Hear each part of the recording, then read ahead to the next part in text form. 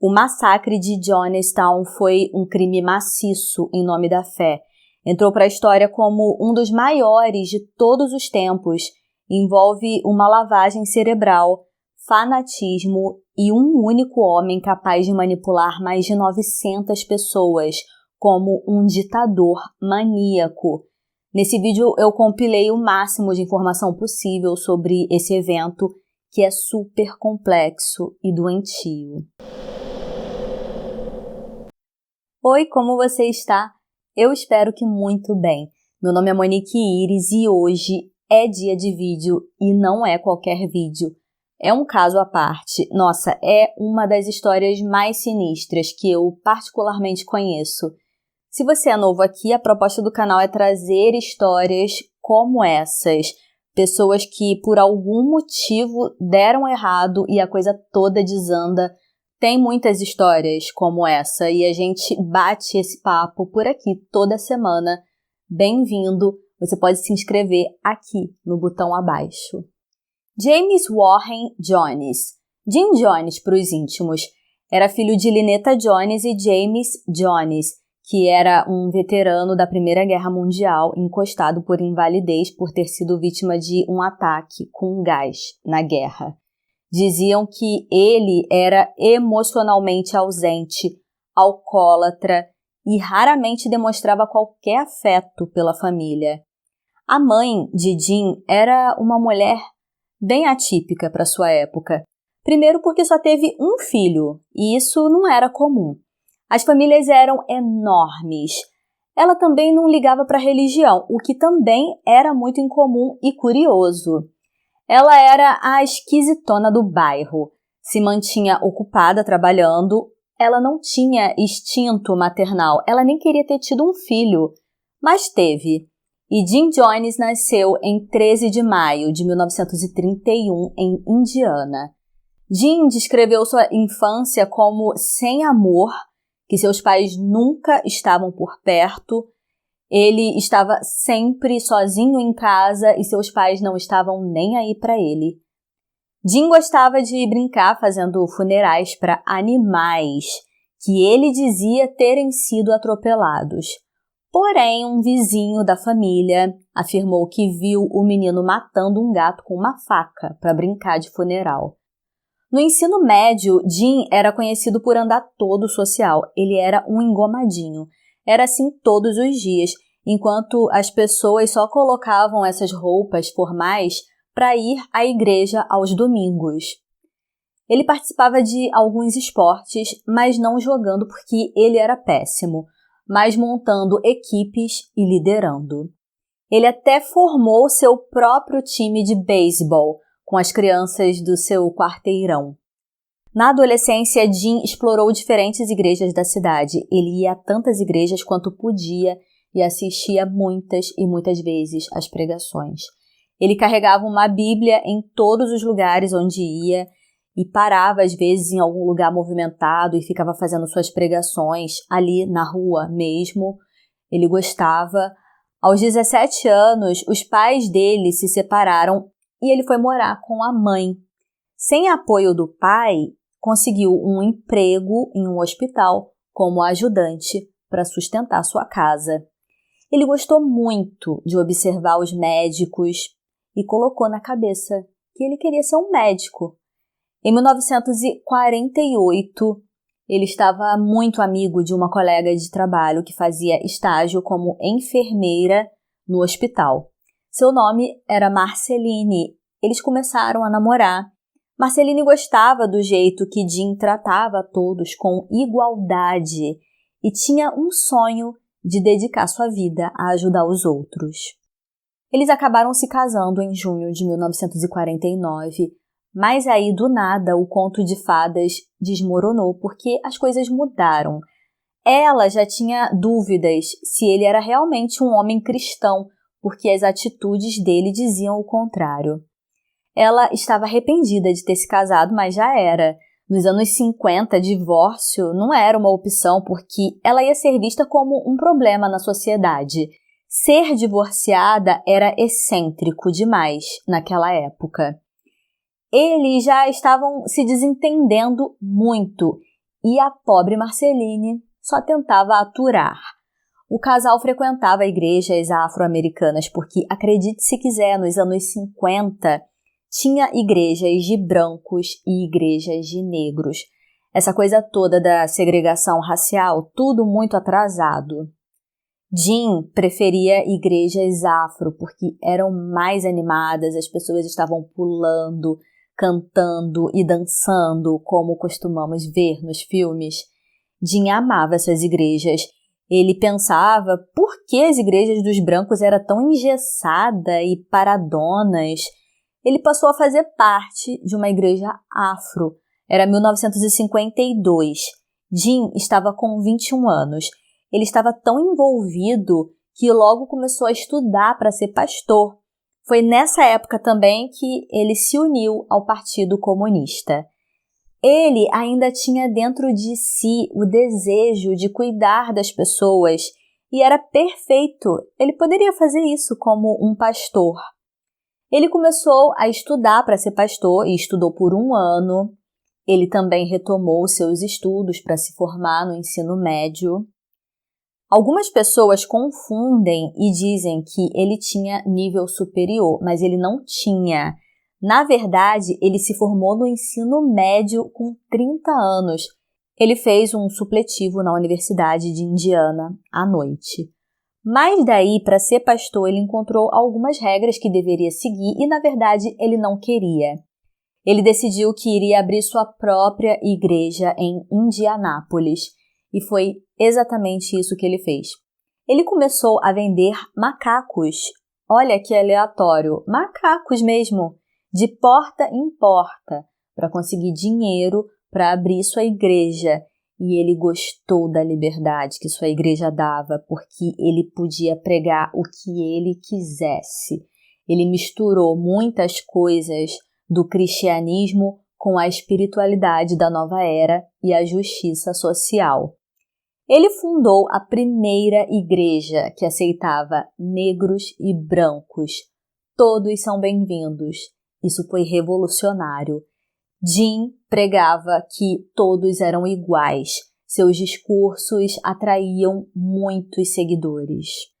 Marceline, sua esposa, trabalhava como uma espécie de empresária. Ela só administrava a igreja, os assuntos que seriam abordados, essas coisas. A proposta da igreja foi tão bem sucedida que ela logo foi pequena para tanta gente nova que estava chegando. Eles precisavam de um lugar maior, mas apesar de toda a fama da igreja, ela estava situada em uma área tão pobre que ele não podia pedir dinheiro ou doações. Então Jean teve uma ideia. Ele precisava impressionar com milagres. E se ali naquela igreja começassem a acontecer milagres, a notícia se espalharia e atrairia pessoas de fora. Bingo! Esse cara era um baita empreendedor. Ele começou com algo simples como uma dor de cabeça. Precisava conquistar a confiança dessas pessoas. Jim Jones costumava ler sobre Stalin e Hitler, o que o ensinou a manipular pessoas. Ele estava prestes a fazer seu show, curar pelo poder de Deus. As pessoas ficaram eufóricas. Ei, esse cara aqui cura mesmo as dores de cabeça. Então é aí que o dinheiro entra. Ele passava umas sacolinhas para coletar as doações e ele vai ganhando mais e mais dinheiro. Ele precisava fazer um network e ele começa a visitar várias igrejas. Ele começa a ir a outras igrejas de fora ali da região, que era a igreja dele. Então ele fica conhecido e junta uma multidão de seguidores. Mas assim, não haviam curas, sabe? Deus não participava desse plano mequetrefe para conseguir dinheiro. As coisas aconteciam da seguinte forma. Meia dúzia de pessoas bem próximas, tipo amigos, sabiam o que realmente acontecia. Para ficar bem convincente, essas pessoas chegavam na igreja fingindo uma dor, um sofrimento, uma doença E então eles davam seu depoimento. Olha, eu cheguei aqui com sérios problemas no coração, muitas dores, câncer. E depois que eu passei a vir aqui, eu fui curado. Obrigada, Jim. Era assim que funcionava. A igreja conseguiu tanto dinheiro que se mudou para um espaço maior com acomodação para 700 pessoas, bastante gente. Após inúmeras mudanças de nome, Jones decidiu que sua igreja se chamaria Templo do Povo, um lugar de igualdade. Então, durante esse período de segregação, ele lutou pelos direitos dos negros. Ele ia com alguns de seus membros da igreja a locais onde só os brancos podiam frequentar e ele fazia protestos pacíficos, clamando por direitos iguais. Então, muitos donos de lojas, restaurantes e outros estabelecimentos que só aceitavam brancos, eventualmente cederam e concordaram em permitir que todos entrassem nos restaurantes ou nas suas lojas. Jim prometia a esses empresários dar a eles centenas de clientes. Ei, cara, deixa de ser bobo, você vai ganhar muito dinheiro. Na igreja, Jim distribuía a listinha das empresas que aceitavam negros e, consequentemente, as empresas se beneficiavam em cima dessa publicidade dele. Jim foi responsável por muitas empresas mudarem suas políticas. Essa luta pela causa da igualdade racial lhe rendeu o prêmio Martin Luther King e ele também foi nomeado pelo prefeito de Indianápolis em 1961 como diretor da Comissão de Direitos Humanos. Jim Jones desembarcou no aeroporto de Viracopos, em Campinas, no interior de São Paulo, no dia 11 de abril de 1962, acompanhado da mulher e dos filhos. A família cresceu, ele gostava de família bem grande. Ele chegou a ter 9 filhos, apenas um biológico, 4 adotados oficialmente e os outros de criação.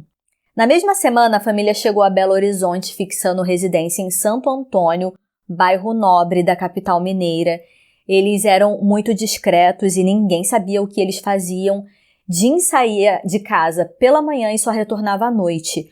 Um vizinho falou ao jornal O Globo que a família recebia visitas quase diárias do consulado americano.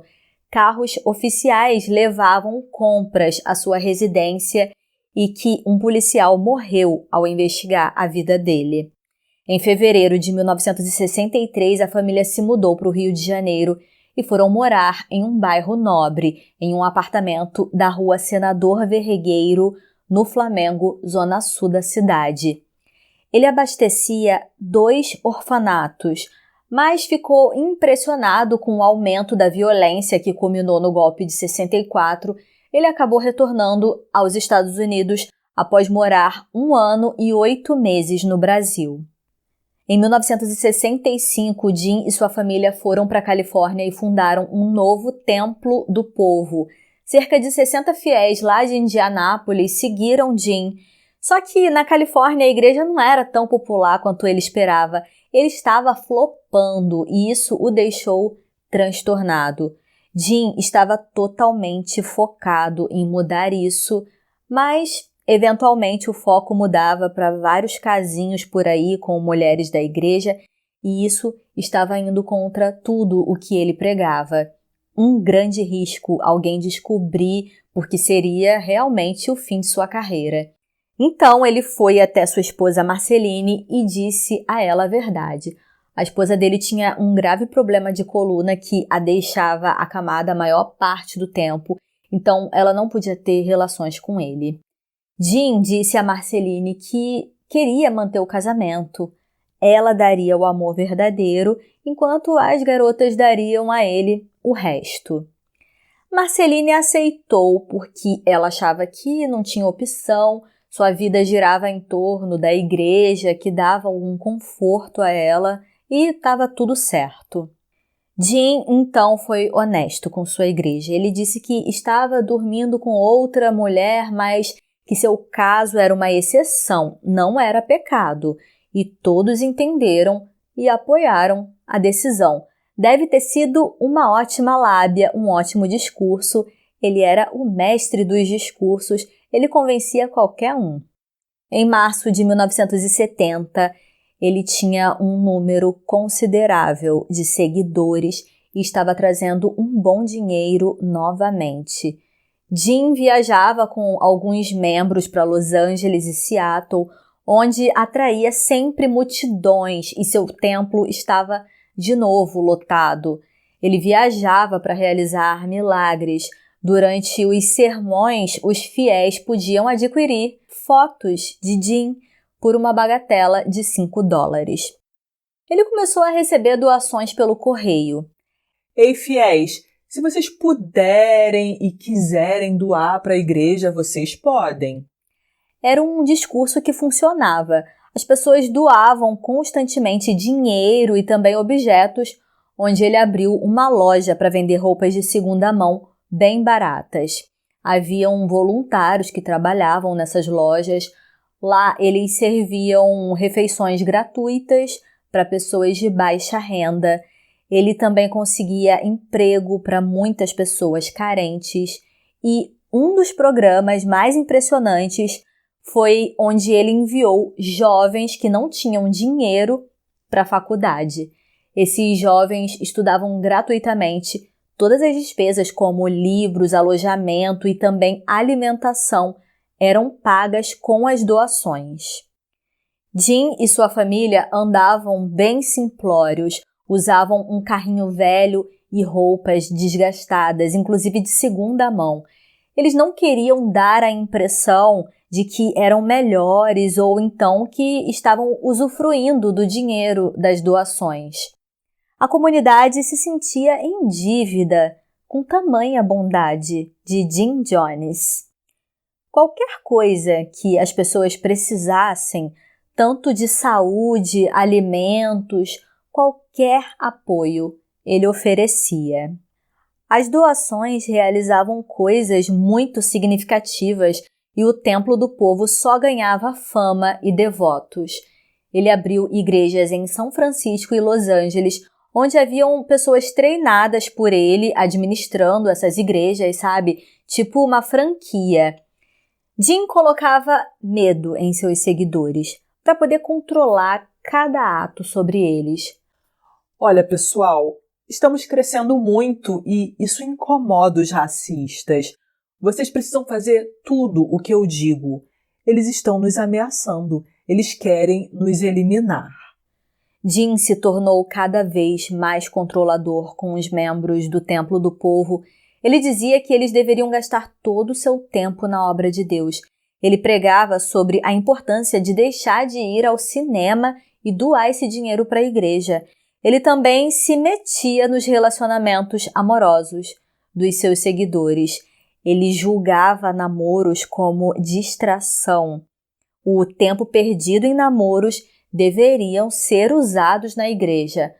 Só eram autorizados casais quando os dois eram da igreja e mesmo assim deveriam ter pouco tempo juntos, pois tinham uma série de tarefas na igreja para fazer. O Templo do Povo acabou comprando 13 ônibus e eles faziam tipo excursões para outras igrejas em São Francisco, Los Angeles e Seattle.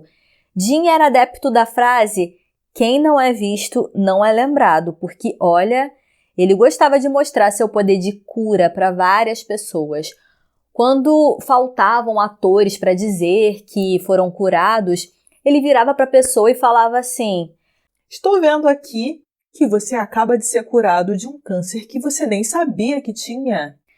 Jim chamava uma enfermeira de seu templo para fazer a remoção do câncer. Aí essa enfermeira pegava um pedaço de fígado de galinha e colocava na boca da pessoa. A pessoa engasgava, tossia ali com aquele fígado na goela. E aí toda aquela encenação. "Olhem o tamanho desse câncer que foi expelido. Vamos aplaudir esse milagre." Eles acreditavam realmente que era um tumor. Nos anos 70, Jim começou a abusar das medicações controladas que ele conseguia muito fácil com alguns de seus seguidores que podiam prescrever. De dia tomava algo que o deixasse eufórico e de noite tomava algo que o deixasse relaxado. Só que esses medicamentos, esse abuso de medicamentos, tiveram um efeito rebote, causando cada vez mais dependência e também oscilações de humor. Os olhos dele estavam constantemente vermelhos e lacrimejando. Daí, ele estava sempre com óculos escuros. E eu pensava que era estilo, sei lá, a moda da época. Esse cara me lembra o Elvis Presley, vocês também acham? Mas então, ele usava os óculos 24 horas por dia, 7 dias por semana e dizia aos seguidores que ele estava usando os óculos porque seus poderes eram tão grandes que o brilho sagrado poderia até matar uma pessoa de tão forte. Quem esse cara pensa que é? Aquele X-Men que eu esqueci o nome, que sai laser dos olhos? Essa galera acreditou. Dá pra ver que Jim exercia uma grande influência sobre essas pessoas a ponto de acreditar em coisas desse tipo. A coisa toda desandou, toda aquela gentileza e discursos de igualdade também foram afetados pelas mudanças de humor de Jim. Ele agora tratava os seguidores de sua seita muito mal, possessivo, paranoico e muito fanático. Ele estava sendo afetado por um efeito colateral absurdo de seu uso de remédios e isso estava se refletindo em suas pregações. Ele dizia que o FBI e a CIA estavam grampeando a linha telefônica do templo e começou uma mania de perseguição e ele colocava medo nos seguidores. O clima era de tensão. Tudo bem, eu vou proteger vocês. Serei um pai para vocês. Daí as coisas foram só piorando. Além do vício em substâncias ilícitas, ele também estava planejando criar sua própria sociedade. Ele estava procurando um lugar que ele pudesse chamar de Terra Prometida, onde ele e seus seguidores pudessem viver sem interferências. Um lugar para ele aloprar de vez. Em outubro de 1973, foram em busca da Guiana, na América do Sul. O lugar perfeito. A localização era conveniente porque era uma cidade portuária e isolada. A maior parte da Guiana estava coberta de selva densa e não haviam estradas para chegar ao local onde seria o Templo do Povo. Jim disse a seus seguidores que a Terra Prometida era um lugar onde eles estariam seguros da CIA e do FBI, porque eles estavam atrás deles com um monte de armas. Ele dizia que muitos morreriam com uma guerra nuclear, mas que eles estariam salvos no paraíso. Todos os seus seguidores seriam salvos. Ele levou seus seguidores para Guiana, em parte porque ele tinha essas profecias alucinatórias de apocalipse nuclear e em parte porque uma revista muito famosa da época publicou uma matéria investigativa sobre os maus tratos aos membros do Templo do Povo e ele já estava muito queimado ali na região, a ponto de não ter mais tanta procura de novos membros na igreja. Ele estava em declínio. E, finalmente, em maio de 1977, a Terra Prometida estava pronta. Levou 4 anos para construir e ele deu o nome de Jonestown, em homenagem a si mesmo. As pessoas começaram a se mudar para essa sociedade alternativa autossustentável, onde a lei Jim Jones era o que valia. Lá eles tinham chalés montados para morarem, mas era mal e porcamente, porque eles ficavam apenas entulhados ali, não era o suficiente para tanta gente. Jim estava no controle total de tudo. A galera plantava e ele escolhia até o que seria plantado, o que seria comprado. Ele já controlava bastante antes, mas agora ele dizia até o que os membros iam comer. As coisas precisavam ser solicitadas e aprovadas por ele. Até para terminar um relacionamento, tinha que pedir a Jim Jones. Enquanto isso, o próprio se envolvia em relações adúlteras com várias mulheres da congregação. Ele assumiu, inclusive, a paternidade do filho de uma seguidora chamada Carolyn Layton. Ele queria romper os laços familiares em Jonestown e ele se referia a si mesmo como o pai de todos. Se algum morador de Jonestown quisesse enviar uma correspondência para sua família ou para qualquer pessoa, Jim deveria ler antes. E o mesmo acontecia com as correspondências recebidas. Era esse o nível de alienação. Falar mal de Jim, então, reclamar de Jonestown, jamais. As pessoas largaram suas vidas, seus empregos, fizeram tudo o que Jim falava. Eles construíram essa cidade com dedicação e com dinheiro de uma economia de vida, porque eles acreditavam no que Jim estava pregando. É claro que muitos membros não foram nessa jornada com ele, mas os que foram estavam confiantes de que seria um lugar incrível e empolgante. Mas a empolgação foi embora muito rápido. Vivendo em chalés superlotados, pensa numa família, num casal, não havia privacidade. A água era limitada nos chuveiros e ainda por cima não era tratada, era água suja. Mas nem todos sofriam. Jim, por exemplo, estava em uma cabana muito melhor, com sua esposa e algumas amantes. Lá tinha gerador, tinha uma geladeira e alguns ventiladores. Em seu quarto tinha camas, rádio, interfone que ele usava para fazer seus anúncios, além de um rádio de ondas curtas, onde ele fazia propagandas de Jonestown. As despesas de Jonestown eram bancadas pela população. Eles fabricavam brinquedos esculpidos em madeira que eram vendidos em Georgetown. Mas assim, o dinheiro era pouco, pelo menos não era o suficiente para sustentar essa galera toda. A comida era sempre contadinha e sempre sanduíches com pasta de amendoim ou geleia. As pessoas viviam disso. E suco de pozinho. No domingo podia comer um biscoito. Quem não se comportava ia para o cantinho da disciplina, ficava isolado dos demais. Você sabe, né? Uma maçã podre pode estragar as outras no cesto. Então, qualquer regra que fosse quebrada, o responsável era forçado a dormir e comer separado dos demais.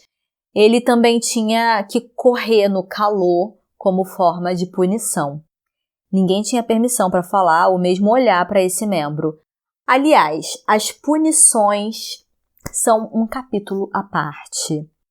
Jim criou punições humilhantes e cruéis para manter os seguidores na linha. Normalmente eram punições públicas. Ele elaborou o que chamou de sessões de catarse, quando membros da igreja deveriam bater com pás e inchadas nos desobedientes. Ele organizou lutas de boxe entre seguidores. As crianças foram obrigadas a comer seu próprio vômito ou mastigar pimentas. Às vezes elas eram espancadas e seus pais não podiam se meter nesses castigos. A agressão sexual também foi usada como punição. Mulheres sendo usadas como escravas sexuais. Choques elétricos também eram uma opção. Uma mulher que tinha medo de cobras foi trancada numa caixa com uma jiboia. As pessoas foram colocadas em uma pequena caixa e expostas ao sol por longos períodos, sem água. Uma mulher foi obrigada a tirar a roupa e defecar em uma lata de lixo na frente do templo. Membros muito rebeldes eram dopados e trancados. A população contava com 909 pessoas, muitas famílias inteiras com crianças que foram tiradas da escola. Era tipo um quartel com várias obrigações. Depois de trabalhar por várias horas sem descanso, tinha que participar das reuniões noturnas de pregações às 3 da manhã. Lá, Jim, teoricamente, dava notícias do mundo. E eu digo teoricamente porque eram notícias falsas, tudo fake news. Suas alucinações estavam deixando as pessoas loucas. Não tinha muito o que fazer além de obedecer. Não tinha comida suficiente. Obviamente, ninguém estava feliz. Eles estavam presos. Não era fácil ir embora, porque seus passaportes estavam com Jim. Se quisesse sair, tinha que pagar e ninguém tinha dinheiro, porque até o que eles trabalhavam era de Jim. Alguns dos seguidores conseguiram escapar e alguns outros puderam optar por sair, mas foram ameaçados e obrigados a assinar um contrato afirmando que nunca falariam mal da igreja. Mas alguns terminaram botando a boca no trombone e falando com a mídia sobre o que estava acontecendo em Jonestown. Foi parar nos jornais. Jim ficou sabendo e proibiu de vez a saída de Jonestown. Se mais pessoas voltassem para casa e relatassem sua atividade criminosa, ele iria para a cadeia. Ele avisou aos membros que, em breve, tropas chegariam ali na comunidade para matar todo mundo. As pessoas não faziam ideia do que realmente acontecia. Alienação total, literal, um sufoco. Pobres pessoas sem instrução. Os membros de maior confiança andavam armados. Eles eram responsáveis pela segurança e usavam de toda a violência com toneladas de armas disponíveis que chegaram através de contrabando. Então, esses membros encarregados de fazer a segurança estavam prontos para a guerra. Quem chegar primeiro atira e depois pergunta. Esse era o treinamento. Esses caras foram se voltando contra a própria comunidade e eles eram agressivos com quem queria sair. Eles também eram responsáveis pelos castigos dos indisciplinados. Agora era para atirar em quem tentasse sair, porque quem havia saído difamou a igreja, então ninguém mais teria permissão para sair vivo. Em fevereiro de 1978, Jim chamou todas as pessoas para uma reunião de emergência. Ele chamava essas reuniões de noites brancas, onde ele dizia às pessoas que os soldados estavam vindo para atacar Jonestown. Em questão de horas, eles iriam matar todos os seguidores, incluindo as crianças, e era melhor eles morrerem tirando suas próprias vidas do que morrer nas mãos daqueles monstros. Seria uma morte pacífica do povo cristão. Seria um triunfo, o sacrifício em prol dessa causa. Grandes recipientes de suco de uva foram trazidos e ele incentivou que todos deveriam beber, que assim morreriam em 40 minutos. Era isso, ou horas de tortura, e eles tinham que ser rápidos porque em poucas horas os inimigos chegariam. Muitos bebiam o líquido e, na verdade, nada acontecia porque era tudo um teste, um ensaio para a grande tragédia. Jim só queria saber se ia funcionar. Ele planejou tudo cautelosamente e funcionou. As pessoas estavam dispostas a morrer pela causa. Esse foi o momento em que Jim soube que ele tinha todos ali, em suas mãos. Total controle. Lembra aqueles membros que conseguiram escapar? Eles alertaram os familiares das pessoas que estavam em Jonestown, contaram tudo o que acontecia lá e os familiares foram atrás de ajuda, foram até as autoridades pressionar um resgate de seus entes queridos. Em novembro de 1978, o congressista americano Leo Ryan viajou para Guiana para inspecionar as atividades do Templo do Povo em Jonestown. Ele estava investigando esses rumores de que alguns membros do culto estavam sendo mantidos contra a sua vontade e estavam sendo submetidos a abuso físico e psicológico. Léo chegou a Jonestown em 17 de novembro e planejava voltar para casa no dia seguinte. Quando ele chegou lá, tudo estava bem aparentemente. As pessoas estavam se esforçando para tentar impressionar esse congressista e diziam apenas coisas boas de Jonestown. No final do dia, Léo estava convencido de que estava tudo bem e se preparava para voltar em sua caminhonete para então pegar um avião e voltar aos Estados Unidos com boas notícias. Só que enquanto esse homem estava indo embora, vários membros do templo perguntaram se eles poderiam pegar uma carona com ele, porque eles queriam sair dali. E o congressista concordou. Eu acho que nessa hora ele viu que Jonestown não era esse mar de rosas todo. As pessoas tinham medo no olhar. Elas queriam vazar dali. Então, várias pessoas pularam em seu carro e seguiram rumo ao avião.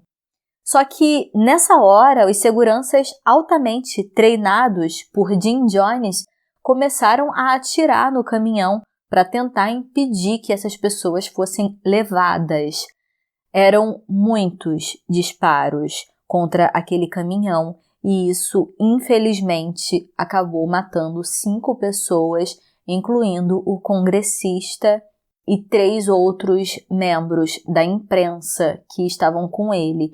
11 pessoas ficaram feridas. Naquele mesmo dia, Jim pegou seu megafone e convocou uma reunião no Templo do Povo. Ele costumava gravar seus sermões em um gravador e esse seria o último sermão. Ele também foi gravado. Haviam milhares de fitas que podem significar que ele queria deixar um legado. Nessa fita do último sermão, ele disse às pessoas que ele tentou dar a elas a melhor vida. Ele falou que ali chegaria um avião e que um inimigo iria atirar no piloto e colocar a culpa no povo de Jonestown. Isso traria várias pessoas da cidade com raiva e essas pessoas iriam primeiro escravizar as crianças, o restante seria vítima de uma matança. Jim disse que era a hora deles beberem a poção, que eles não estavam tirando suas vidas, mas sim fazendo uma revolução. Aquela fatídica noite de 18 de novembro de 1978 começou de forma semelhante a outras noites brancas, mas dessa vez não foi uma simulação. Na gravação de áudio dos momentos finais do grupo, seus seguidores podem ser ouvidos lamentando de dor, alguns até discutindo com ele sobre a necessidade daquilo. As pessoas fizeram uma fila para tomar o veneno. Primeiro as crianças e muitos na fila, quando pegaram seu copo, agradeceram a Jim por tudo o que ele fez por elas. Todos os seguidores beberam o líquido envenenado. 909 pessoas, 1/3 eram de crianças. E tudo isso foi capturado na gravação. Você acha aí facilmente na internet, mas não recomendo. Esses tapes ficaram conhecidos como fitas da morte. Eu ouvi. Jim fala bem devagar, uma voz bem dopada, estranha e muito grito e choro de criança no fundo. É horrível. No dia seguinte, as tropas de forças de defesa da Guiana entraram em Jonestown e encontraram uma cena devastadora. Havia corpos em todos os lugares, alguns com marcas de seringa, e acreditam que essas eram as pessoas que se recusaram a tomar o veneno, então ele foi injetado. Também haviam animais mortos por todos os lados. Lembra que eu disse que Jim chegou a vender macacos? Ele gostava de macacos e tinha um que era o mascote de Jonestown, o Mr. Muggs. também morreu com um tiro. E é tão triste tudo isso. A mídia cobriu essa história e as tropas americanas foram para Johnstown para investigar. É tão chocante o número enorme de mortes. Um patologista forense da Guiana disse que examinou o corpo de Jones e suspeitou que o líder do culto tinha sido assassinado. No entanto, os resultados da autópsia oficial realizada nos Estados Unidos dizia que ele tirou a própria vida e essa conclusão foi amplamente aceita como explicação oficial. Algumas pessoas conseguiram escapar pela floresta, por isso as teorias da conspiração afirmam que ele teria sido executado por um dos sobreviventes. 35 pessoas sobreviveram. Alguns seguidores, sentindo o perigo, conseguiram escapar do complexo nas horas antes do evento. Terry Buford foi um desses sortudos que conseguiu escapar. Ele disse que houve muitos ensaios para aquela tragédia. Jim dizia nas noites brancas que os negros estavam sendo levados para campos de concentração nos Estados Unidos e os agentes americanos estavam chegando na Guiana para buscá-los. Ele até tinha atiradores falsos que atiravam em atores com balas de borracha para ficar bem realista. O corpo de Jim Jones estava caído no palco, ao lado do corpo de sua enfermeira, e esses corpos foram os únicos que morreram de um tiro na cabeça, ao invés de veneno. Havia uma pequena pistola no peito de Jim e um ferimento de bala na cabeça.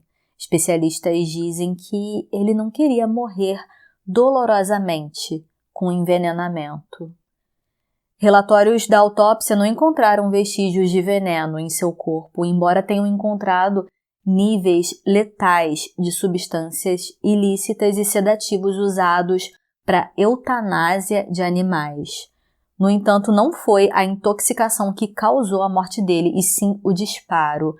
A maioria dos especialistas que estudaram o massacre acreditaram que Jim tirou sua vida, mas ninguém pode dizer com 100% de certeza que outra pessoa não atirou nele. Nem a autópsia descarta isso. Não deu para confirmar nada, porque seu corpo estava muito decomposto. Essa investigação tem mais de 60.000 páginas e mais horas e horas intermináveis dessas gravações horríveis em fitas. O FBI encontrou cerca de $700 mil em malas. Para que essa quantidade montanhosa de malas ou o que ele planejava fazer, não se sabe. Jim também tinha um monte de contas bancárias diferentes que tinham muito dinheiro. Somando tudo, dava $7 milhões. Esse dinheiro foi usado para indenizar as famílias das vítimas que processaram o Estado por negligência. Alguns já estavam pedindo há tempos que as autoridades fossem até o local investigar e eles demoraram muito para tomar providências. Muitos corpos não foram identificados através das impressões digitais e como a maioria não frequentava o dentista, não existiam registros dentários e apesar de terem sido encontrados uma semana depois, como estavam ao ar livre, essa exposição ao calor e à umidade decompuseram os corpos muito rápido. Infelizmente, 409 pessoas, quase metade, nunca foram identificados. Foi feito um enterro coletivo para eles em uma vala no cemitério Evergreen, em Oakland, Califórnia. Todos os anos, na data 18 de novembro, várias pessoas levam flores e fazem homenagens a essas vítimas. Essa infeliz fatalidade em Johnstown entrou para a história como a maior perda não natural de vidas de cidadãos americanos até os ataques de 11 de novembro. Existe uma teoria sobre o porquê de Jim Jones ter planejado o massacre. Dizem que ele já estava morrendo. Ele estava com uma condição médica não diagnosticada nos últimos meses de sua vida. Ele vivia com febre, que não passava por nada. Ele chegou a ficar 6 semanas com febre e muita tosse. Ele tinha um amigo que era médico, o Dr. Carl Gottlieb. Ele o examinou 3 meses antes do massacre e ficou impressionado com o estado do pulmão de Jim. Temendo algum tipo de infecção pulmonar perigosa, ele recomendou que ele procurasse imediatamente um especialista. Até depois do massacre, esse Dr. Gottlieb deu entrevistas dizendo que acreditava que Jones não teria vivido mais do que algumas semanas sem atendimento médico. Jim Jones acreditava piamente que seus membros não sobreviveriam sem ele, e essa era a sua oportunidade de morrerem juntos. Além disso, ele estava abusando de medicamentos prescritos para aliviar suas dores e sua febre. Em várias fitas, ele fala lentamente, diz coisas sem a menor coerência, porque ele estava fortemente medicado. Sua saúde mental estava oscilante. Ao mesmo tempo que ele exibia paranoias de morte, ele pregava a preciosidade da vida. Teve uma gravação de 2 semanas antes do massacre, onde ele ensinava às crianças o valor da vida. Tudo isso porque ele viu essas crianças matando moscas. Jim até chora nessa gravação. Você deve estar se perguntando: o que aconteceu com os filhos de Jim Jones? Só 3 sobreviveram.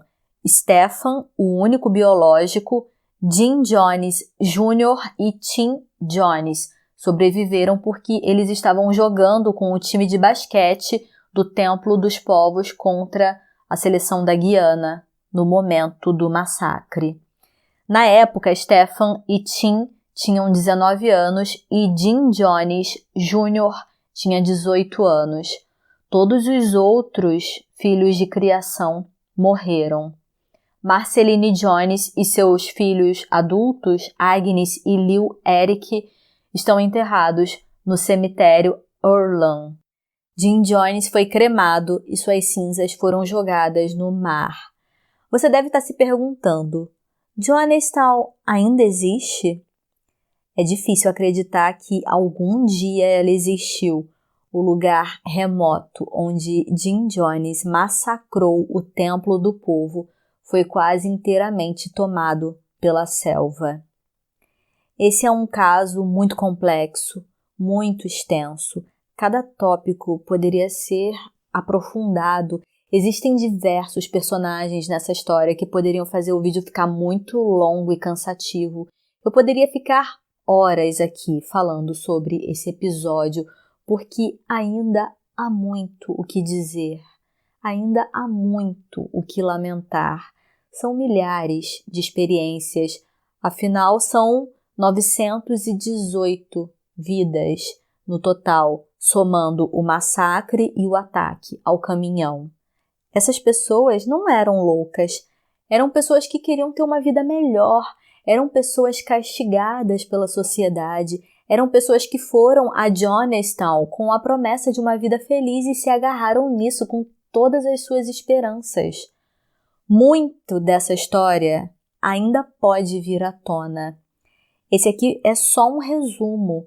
Para vocês terem ideia, existe um instituto, o Instituto Jonestown, patrocinado pelo Departamento de Estudos Religiosos da Universidade de San Diego, que analisa seriamente todo o material de investigação. E até o fechamento desse vídeo, ainda existem 300 fitas de gravações dos discursos do Templo do Povo que ainda não foram ouvidas. Um dos fundadores falou que a cada fita que eles escutam, a história fica ainda mais confusa. É uma surpresa atrás da outra. Eu gostaria de ouvir o que você tem a dizer Deixa aqui abaixo o seu comentário, alguma informação, atualização, porque, como eu disse, esse é um caso infinito, onde podemos discutir muito ainda. E também tem muita informação desencontrada, distorcida. Se você chegou até aqui, ativa o sininho para receber a notificação do próximo vídeo. Obrigada pela conversa de hoje e eu te espero no próximo vídeo. Tchau!